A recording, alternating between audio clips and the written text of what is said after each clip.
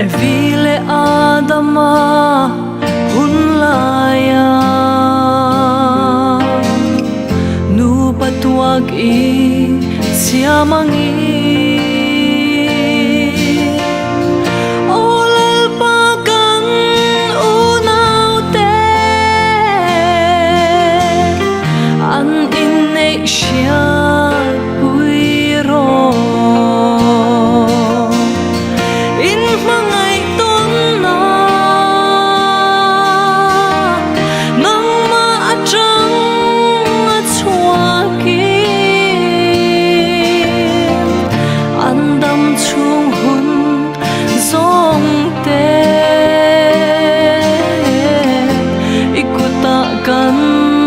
ron lane harsat le buhay na chu karapo tel takle nang ring zelin anin ko phiren rua lâu chẳng sẽ đắm chung in mà ngày tôn là nắng mưa trắng xóa kia anh đắm chung hồn giống te ikutakan ron lane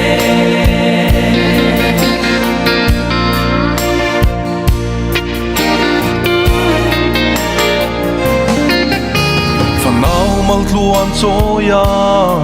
dam chung hun an man the na olal pa nang in trăng pui veng la an ma shuai ze lam che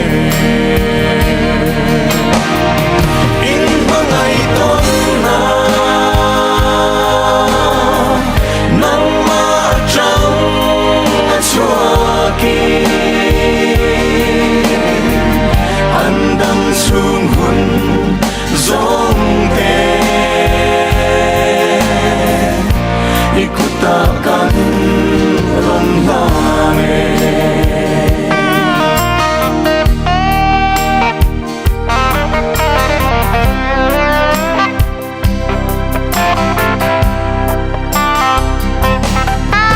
harsat le buhay na chung karapo tel tak le nang ring zelin anin kop hi rem rua lâu chẳng sẽ đắm chung in mà ngày tôn na nắng mưa trắng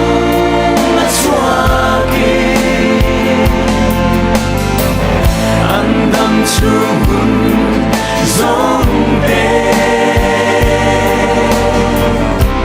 ikutakan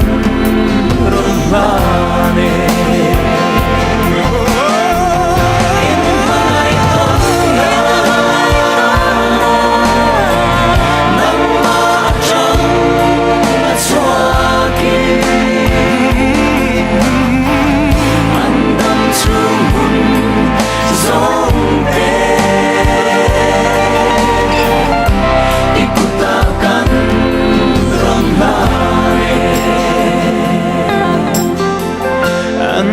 chung hun